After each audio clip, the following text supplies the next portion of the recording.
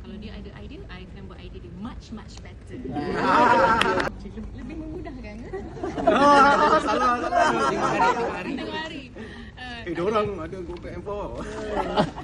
Tak adalah. Bagi I as a married couple memang normal kan. Macam tak agree, disagree tu memang selalu. Dan kalau bekerja pun, tapi I rasa sebab I jumpa dia pun dalam environment bekerja juga, dan kami selesa bekerja sama-sama even before kita start suka-suka kat each other kan. So memang selesa lah, macam cerita idea, dia pun cerita idea kat I.